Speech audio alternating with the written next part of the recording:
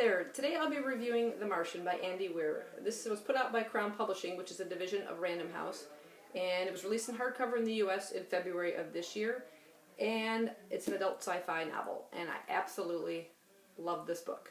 I found myself so captivated by the story of Mark Watney. He's the Martian that's referred to in this story.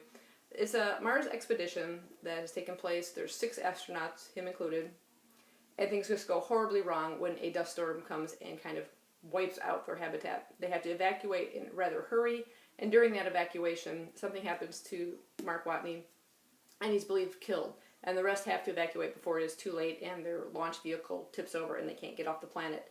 So they believe he has been killed because they're getting no more readings from his spacesuit. Everything's sort of flatlined, and they believe he has not survived. The thing is, he has, and that's how the book begins, literally, with the line that just totally captivated me.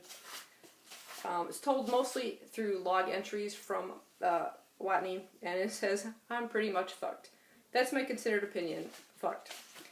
6 days into what should be the greatest 2 months of my life, and it's turned into a nightmare. This paragraph here particularly describes his situation. "I'm stranded on Mars. I have no way to communicate with Hermes," which is the launch vehicle that's left, "or Earth. Everyone thinks I'm dead. I'm in a hab," that's the habitat that they stay in, "designed to last 31 days. If the oxygenator breaks down, I'll suffocate. If the water reclaimer breaks down, I'll die of thirst. If the hab breaches, I'll just kind of explode. If none of these things happen, I'll eventually run out of food and starve to death. So yeah, I'm fucked."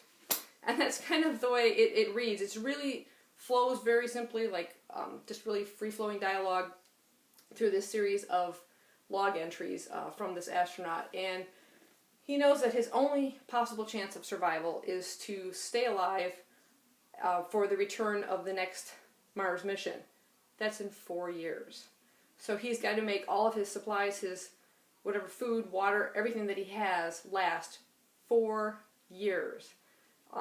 Rather daunting thought. And you can imagine he has at least some multiplication of supplies, because now he's only one person as opposed to 6 astronauts living in this habitat. He's got extra spacesuits, he's got all that extra food and water, but it's still not going to be enough to last 4 years. So this book is sort of his plan of action, and when we see it laid out and how he's got to find a way to stay alive that long. And it's a lot of technical stuff goes on, and I found myself not actually getting bored with it. I was really intrigued. I would think that all like the technical stuff and trying to figure out how to create water and soil and things that he needs to kind of grow food. Luckily, he happens to be a botanist / engineer, and his skills are really needed throughout the course of his stay on Mars, and whether he's going to make it to the end. And like I said, I found myself really getting caught up in his story.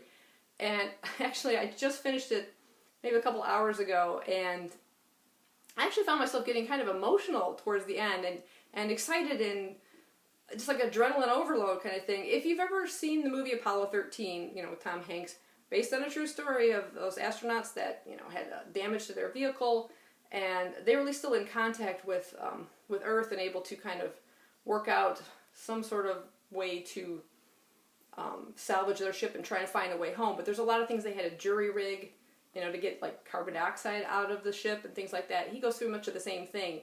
And as I'm reading this, I was remembering those situations that they had to go through, and how the whole world was just kind of pulling for these astronauts to get back, and I'm pulling for him to get back, and I was just getting so excited. I'm like, this is just a fiction, but I can't help it. I was getting really emotional.